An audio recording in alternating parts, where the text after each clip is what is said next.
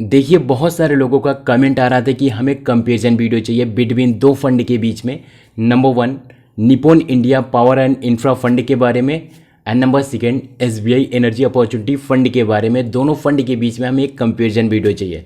तो इस वीडियो के अंदर हम इन्हीं दोनों फंड के बीच में कंपैरिजन करने वाले हैं कि आप अगर इन्वेस्टमेंट करते हो एसबीआई एनर्जी अपॉर्चुनिटी फंड के अंदर तो आपको क्या रिटर्न्स देखने को मिलती हैं, क्या क्या चीज़ें फंड के अंदर देखने को मिलती है। इस फंड के बीच में हम कंपैरिजन करने वाले हैं ताकि आप अगर इन्वेस्टमेंट करना स्टार्ट करो तो आपको सारी चीज़ें क्लियर हो सके।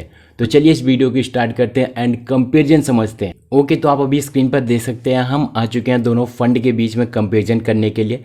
Number one, Nippon India power and infra fund के बारे में, and number second, SBI energy opportunity fund के बारे में हम कंपैरिजन करने वाले हैं। तो इस वीडियो को आप देखो एंड स्टेप बाय स्टेप सारी चीज़ें समझो। नंबर वन, यहाँ पर हम डिस्कस करने वाले हैं एनएबी के बारे में। एनएबी का मतलब होता है यूनिट। इस फंड की यूनिट कितनी है ये भी चीज़ें समझना इंपॉर्टेंट होती है। तो यूनिट आप देख सकते हैं निप्पॉन इंडिया वाले फंड का जो यूनिट है वो 333 रुपये इस फंड की यूनिट है। नंबर सेकेंड, एसबीआई वाले फंड के आप यूनिट देखेंगे तो 10 रुपया 16 पैसा इस फंड की करेंट यूनिट है। तो अभी के टाइम पर 10 रुपया था तो धीरे धीरे 10 रुपया 16 पैसा इस फंड की एनएबी हो गई, इस फंड की यूनिट हो गई। नंबर सेकंड, हम बात करने वाले हैं इस फंड के रैंकिंग के बारे में। तो आप इस फंड की करंट रैंकिंग देख सकते हैं 3.5 स्टार इस फंड की रेटिंग अभी मिली हुई है।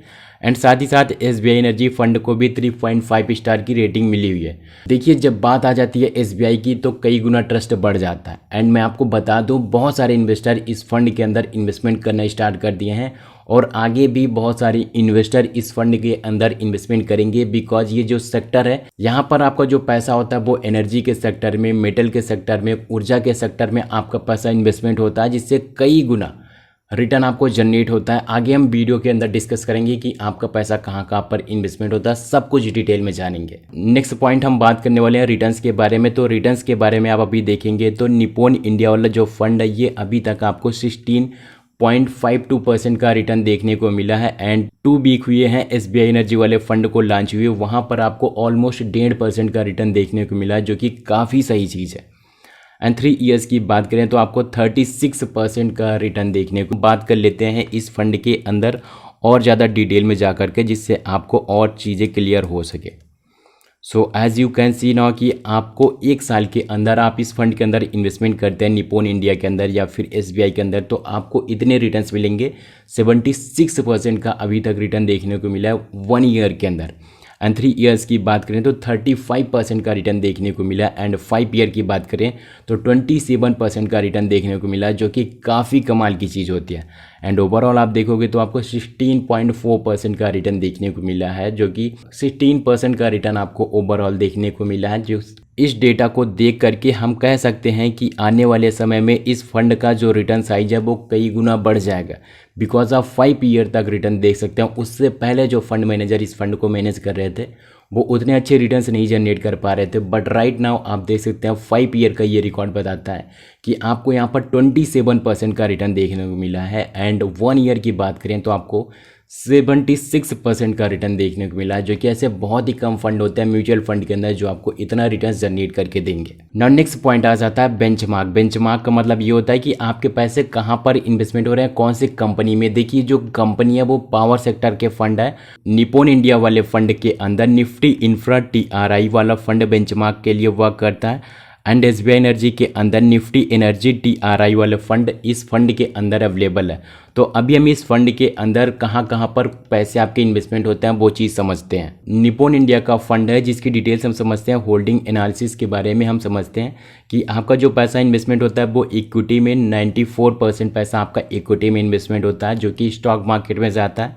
एंड कैश के अंदर 5.8% पैसा आपका कैश के अंदर इन्वेस्टमेंट होता है, जो कि काफ़ी सही चीज़ होती है। फंड मैनेजर के पास अथॉरिटी होती है कि वो इस कैश को कहीं भी अच्छी अपॉर्चुनिटी देख करके इन्वेस्टमेंट कर सकते हैं। एंड उसके साथ ही साथ हम बात करें नेक्स्ट पॉइंट की, तो ये जो सेक्टर आप देख सकते हैं यहाँ से राइट नाउ आप अभी सेक्टर देख सकते हैं। इक्विटी सेक्टर एलोकेशन के बारे में देख सकते हैं कि इतना परसेंट पैसा आपका कहाँ पर इन्वेस्टमेंट होता है। फॉर एन एग्जाम्पल 26.8% पैसा आपका कैपिटल गुड्स के अंदर इन्वेस्टमेंट होता है। एनर्जी के अंदर आप देखेंगे तो 25% पैसा आपका इन्वेस्टमेंट होता है। कंस्ट्रक्शन के अंदर देखेंगे तो 22% पैसा इन्वेस्टमेंट होता है। अदर्स के अंदर 12% पैसा इन्वेस्टमेंट होता है।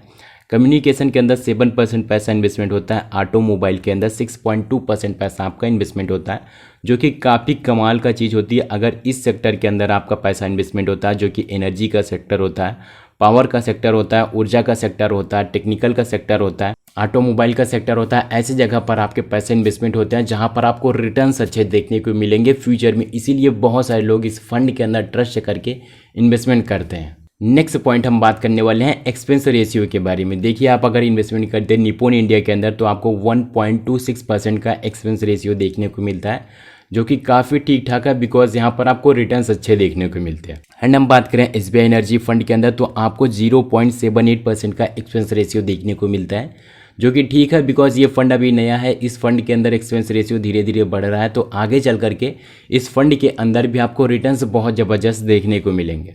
एंड नेक्स्ट हम बात करते हैं एग्जिट लोड के बारे में। तो आप देख सकते हैं इस फंड का जो एग्जिट लोड है निप्पॉन इंडिया वाले फंड में, वो आपको 30 डेज़ के अंदर आप अगर अपना पैसा विड्रॉ करते हो तो आपको 1% का एग्जिट लोड देखने को मिलता है। एंड आप अगर 1 ईयर के अंदर एसबीआई वाले फंड में अपना पैसा विड्रॉ करते हो तो आपको 1% का एग्जिट लोड देखने को मिलता है। तो आप अगर 1 ईयर के पैसा अपना विड्रॉ करते हो तो आपको 1% का एग्जिट लोड इस फंड के अंदर देखने को मिल जाता है।